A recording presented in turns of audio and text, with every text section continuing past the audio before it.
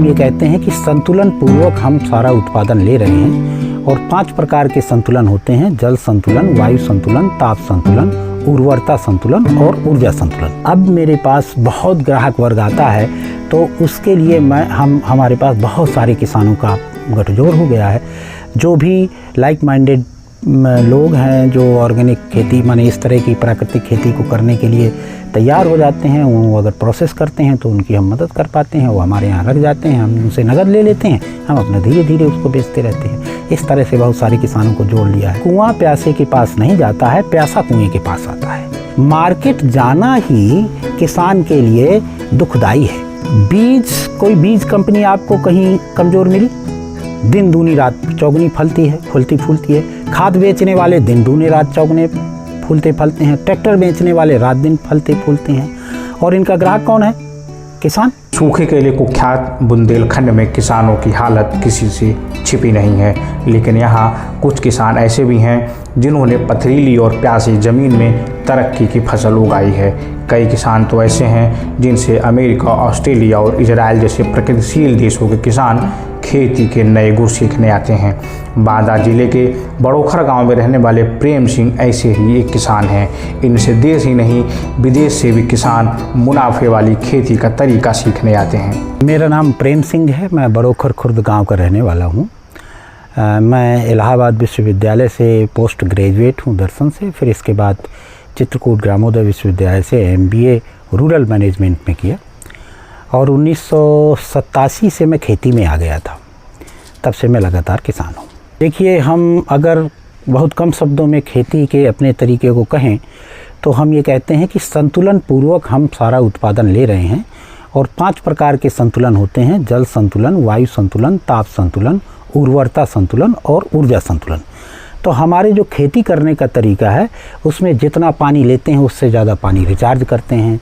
जितनी ज़्यादा ऊर्जा प्रयोग करते हैं, हमारे यहाँ 11 किलोवाट सोलर एनर्जी है। और इसी प्रकार उर्वरता संतुलन के लिए जितना अनाज या फल फूल हम पैदा करते हैं खेतों में, उससे कई गुना ज़्यादा हम उसको खाद देते हैं। उसके लिए हमने भैंसें, गाय, बकरियां, मुर्गी सब रख रखी हैं। मुर्गी की खाद में कैल्शियम और फास्फोरस अधिक होता है, बकरी के खाद में मिनरल बहुत होता है, भैंस के और गाय के खाद में कार्बन और माइक्रो ऑर्गेनिज्म होते हैं। इन सब को एक निश्चित प्रोसेस से गुजार कर फिर हम खेत में देते हैं, तो उर्वरता संतुलन बनी रहती है। तो हमने एक निश्चित प्रोपोर्शन में अपने खेत के बाग और वन लगा रखे हैं, जिसकी वजह से ताप और वायु का संतुलन भी बना रहता है। माने वायु संतुलन का मतलब वातावरण में ऑक्सीजन का कम हो जाना, माने कार्बन डाइऑक्साइड को केवल फोटोसिंथेसिस से ही हम ज़मीन के अंदर पहुंचा सकते हैं। तो वो सारा संतुलन पूर्वक हम उत्पादन करते हैं। दूसरा स्टेप यह है हमारा कि हम जो कुछ भी पैदा करते हैं और हमारे प्रयोग से जो कुछ भी बचता है, उसको हम प्रोसेस करते हैं। प्रोसेस करने में बहुत सारे लोगों को रोज़गार मिल जाता है और हमें ज़्यादा पैसे मिल जाते हैं। और तीसरा स्टेप है उसका न्यायपूर्ण वितरण। तो तीनों स्टेप को मिलाकर हम इस पूरी खेती का नाम आवर्तनशील खेती देते हैं। नाम बहुत महत्वपूर्ण नहीं है, लेकिन खेती का ये तरीका है। अब यह तो तुलना मेरे लिए धृष्टता होगी कि मैं किसी दूसरे प्रकार की खेती की अपने से जो अनुभव से निकली हुई खेती है उससे करूं, लेकिन मेरी जहाँ तक जानकारी है कि अगर हम ज़्यादा पशु नहीं पालेंगे तो पशु मारे मारे घूमेंगे। यदि हम खेती में पशुओं का प्रयोग नहीं करेंगे तो पशु मारे मारे घूमेंगे। तो उन सब चीज़ों को हमने इसमें इंक्लूजिव किया है। और मेरी जहाँ तक जानकारी है, उस जानकारी में जो एक निश्चित प्रोपोर्शन है पशु पक्षियों का, पेड़ पौधों का और मनुष्यों का, इन तीनों प्रोपोर्शनों की बात नहीं होती है। लेकिन हम उसके बिना बाकी चीज़ें हम नहीं कर सकते हैं। ये मेरे अनुभव में आया है। देखिए, हम लगभग सारी चीज़ों का प्रोसेस करते हैं। तो शुरुआत में तो हमारे यहाँ एक कठिया नाम का गेहूँ होता है, उसका दलिया बनाते हैं। हमारे यहाँ जो विभिन्न प्रकार के चावल पैदा करते हैं, उनको हम प्रोसेस करके चावल के रूप में ही बेचते हैं, धान के रूप में नहीं बेचते हैं। उसके अलावा जो आम का अचार है, मिर्चे का अचार है, तमाम प्रकार के अचार बनाते हैं। आंवला होता है, उसका मुरब्बा बना देते हैं। हमारे यहाँ शहद होती है, उसको हम शहद का मुरब्बा बना देते हैं। तो हम इस प्रकार से बहुत सारा प्रोसेस करते हैं। शुरुआत में तो मैंने की, लेकिन अब मेरे पास बहुत ग्राहक वर्ग आता है, तो उसके लिए हमारे पास बहुत सारे किसानों का गठजोड़ हो गया है, जो भी लाइक माइंडेड लोग हैं, जो ऑर्गेनिक खेती माने इस तरह की प्राकृतिक खेती को करने के लिए तैयार हो जाते हैं। वो अगर प्रोसेस करते हैं तो उनकी हम मदद कर पाते हैं, वो हमारे यहाँ रख जाते हैं, हम उनसे नगद ले लेते हैं, हम अपना धीरे धीरे उसको बेचते रहते हैं। इस तरह से बहुत सारे किसानों को जोड़ लिया है। दूसरा बात, आप जो ये कहते हैं कि मार्केट कैसे पकड़ी, तो हमारा ये कहना है कि कुआं प्यासे के पास नहीं जाता है, प्यासा कुएँ के पास आता है। मार्केट जाना ही किसान के लिए दुखदाई है, तो कंज्यूमर के लिए भी दुखदाई है और किसान के लिए भी दुखदाई है। तो हम कंज्यूमरों को प्रोत्साहित करते हैं कि वो किसी न किसी किसान के पास जाए और उससे सीधे ले। इससे मिलावट से भी बचत होगी, किसान का प्रोत्साहन भी होगा और उनको सही चीज़ें मिल जाएंगी, उनको कॉन्फिडेंस रहेगा कि हमने सही चीज़ें पाई। और बाज़ार में जो पैसा बढ़ाने के लिए जो क्या कहते हैं मिलावटखोरी है और मूल्य वृद्धि है, सबसे बचत हो सकती है। तो मेरे पास तो ग्राहक यहीं आता है, मैं बाज़ार नहीं जाता हूँ। अभी परंपरा में बड़ा किसान उसको माना जाता है जिसके ज़मीन ज़्यादा हो, तो हमारी ज़मीन ज़्यादा नहीं है।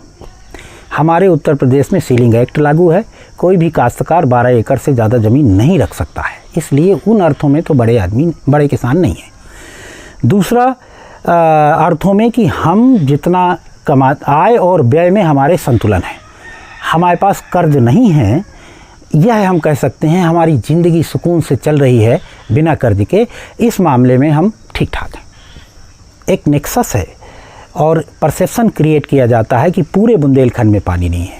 बुंदेलखंड के कुछ हिस्सों में पानी है, कुछ हिस्सों में पानी नहीं है। हमारे हिस्से में पानी की कोई कमी नहीं है और जब से मैं खेती करने आया तब से मुझे पानी का कोई अभाव यहाँ पर नहीं दिखा कि पानी की कोई कमी हो। नहर प्रणाली आती थी, केन नहर प्रणाली, वो आनी बंद हो गई। वो 1978 के बाद ही 1988-89 के बाद ही पानी कम आना शुरू हो गया था। हमारे गांव की लड़ाइयों के 90% आपसी लड़ाइयाँ नहर के पानी से होती थी। धीरे धीरे लोग ट्यूबवेल में कन्वर्ट हो गए और अब कोई लड़ाई भी नहीं है, नहर का पानी भी नहीं आता है, फिर भी सब प्रकार की फसलें लेते हैं लोग। ऐसा नहीं है कि नौकरी नहीं की, 4-6 महीने की, लेकिन मेरे मन में नौकरी करते ही एकदम से उसका एंड रिजल्ट आ गया कि नौकरी छूटने के बाद क्या करूँगा।